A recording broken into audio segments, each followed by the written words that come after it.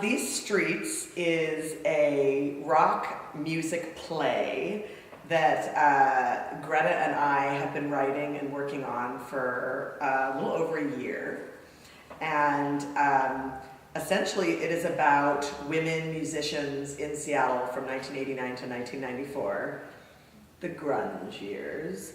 And we've done over almost 20 interviews with people that were in Seattle then, both musicians, business owners, people who were some way involved in the music scene. And yeah, we're using both music from that time and original music. And we're going to be at ACT in 2013 with a full theater piece called These Streets. And I'd like to add that most of the people we're interviewing are people that did not make it into the books and the history of the told grunge years. There was an entire underbelly in the Seattle music scene that has been overlooked completely, many of them being women. And the rock play that we're calling it, the rock music play, also has another tentacle to it, which is a community outreach project. And what we're doing with these interviews and oral histories that are somewhat like this is for the purpose of giving a web presence to the musicians who made music that don't have a web presence now, and adding an addendum to Seattle music history that has not been told, especially women musicians. And an important part of what it was like to be in Seattle in the early 90s, late 80s, early 90s, was that it was a small community, and artists worked often to with community mindset, and it benefits, art benefits and music show benefits to raise money for different community organizations and whatnot. And I just think there was just a real strong sense of community back then, which is, I think that there's still community, but there's smaller little niches, I think. Greta and I started talking about both being in our 40s and just kind of how do you stay vital and how do you keep creative and how do you keep engaged as you get older.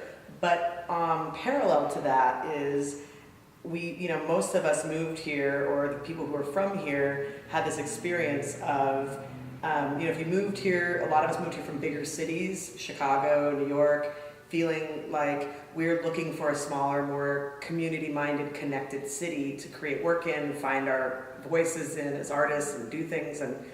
And when Seattle sort of went from that town to this, world-class city, as it sort of reads in all of our, branding now, it's a bigger city. You don't pay $200 a month for rent and have your little job so you can do all this other, things. And I think some of that is being young versus being our age. There's still young people who move here and 8 of them live in a house together and they figure it out.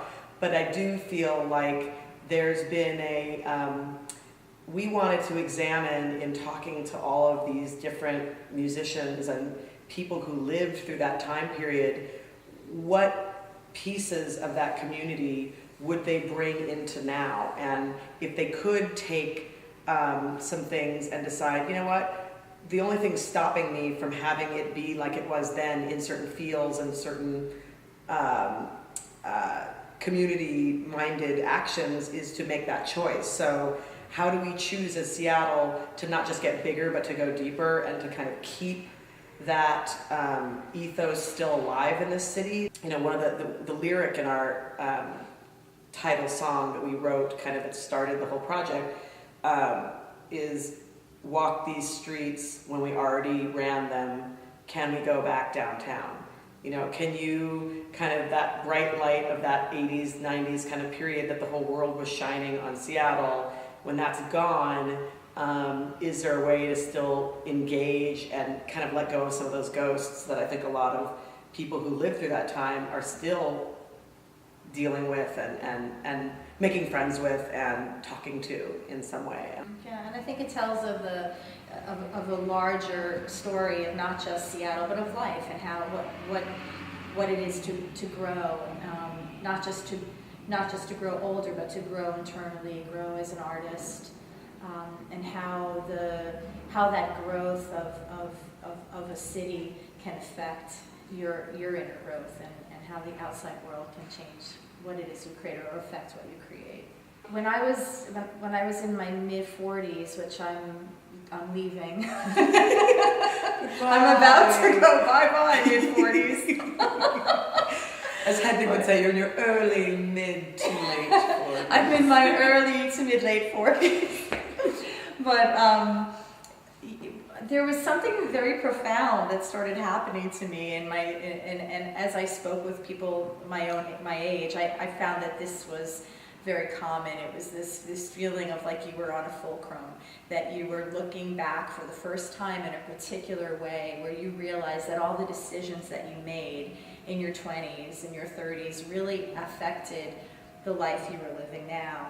And at the same time, for the very first time, you're seriously thinking, oh my God, I have like 20 years before I retire maybe? Do I have enough money? No, shit, what do I do?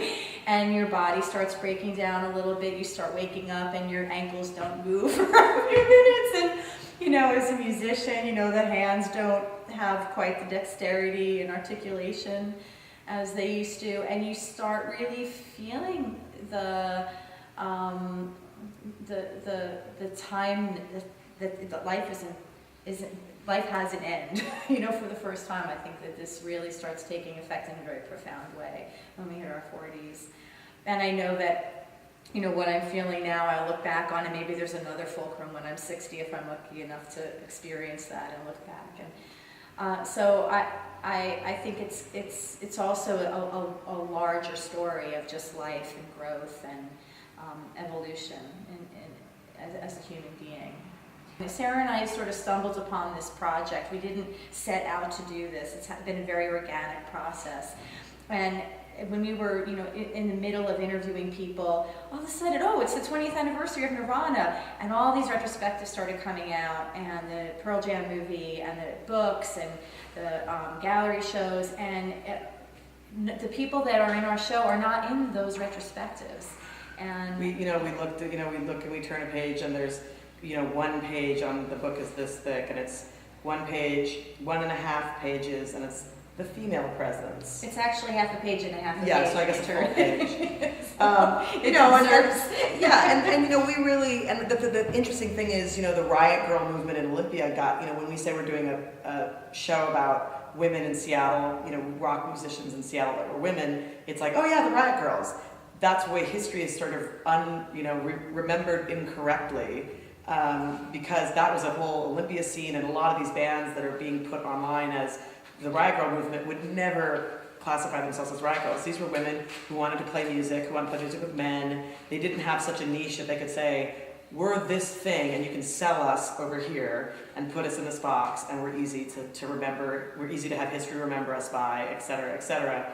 And that's who we're exploring. People who are in Seattle playing music in this whole scene with everybody else, and all, you know, the male musicians all knew them, played with them, they were in the scene. But, you know, obviously a lot of guy bands didn't get heard and didn't get famous either. You know, there were a few people who really rose to the top and got, you know, and that's who we hear about, and those were the stories.